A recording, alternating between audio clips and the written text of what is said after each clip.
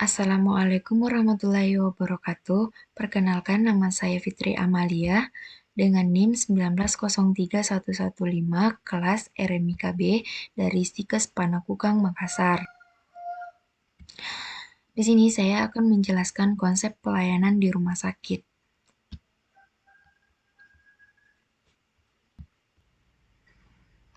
Baik, langsung saja. Pertama, pasien datang ke rumah sakit. Kemudian akan diidentifikasi apakah pasien tersebut gawat darurat ataukah tidak. Jika memang gawat darurat, maka akan diarahkan ke UGD. Apabila pasien tidak gawat dan ingin berobat, maka pasien harus pertama mengambil nomor antrian. Setelah itu, pasien menuju ruang tunggu untuk menunggu antrian dipanggil.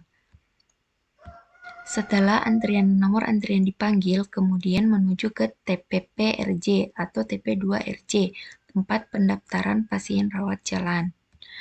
Nah, di TP2RJ akan ditanya apakah pasien ini pasien baru ataukah tidak. Jika memang pasien baru, maka akan dibuatkan nomor rekam medis. Pasien menyerahkan kartu keluarga, KTP, dan askes. Askes jika ada. Jika tidak, pasien berlaku umum, lalu diberikan KIP, kartu identitas berobat. Kemudian, petugas akan melakukan registrasi dan pasien menuju poliklinik yang dituju. Apabila pasien tersebut adalah pasien lama, maka akan dimintai kartu identitas berobat dan askes, asuransi kesehatan.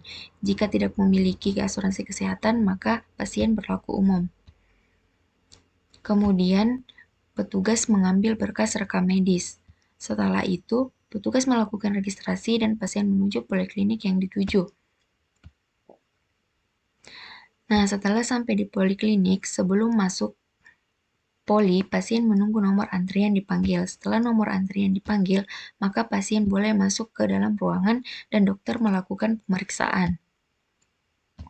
Setelah dokter melakukan pemeriksaan, maka dokter akan mempertimbangkan apakah pasien diperlukan tindakan lebih lanjut atau tindakan penunjang ataukah tidak. Jika memang dibutuhkan, maka pasien akan diarahkan ke laboratorium atau radiologi.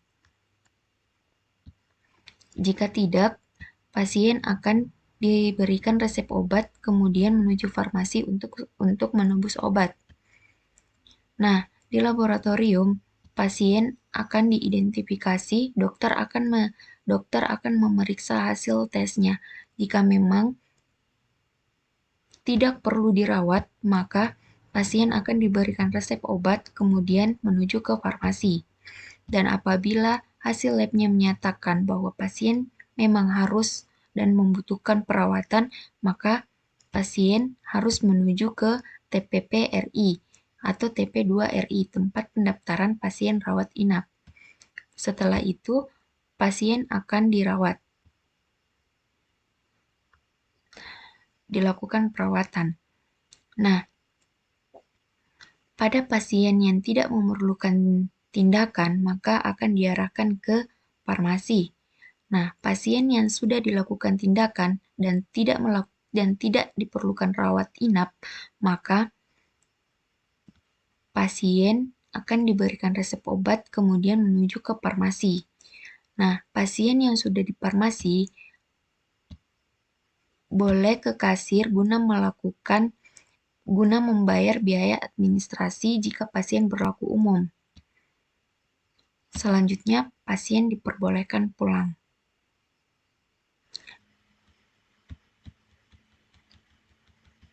Nah, kurang lebih seperti inilah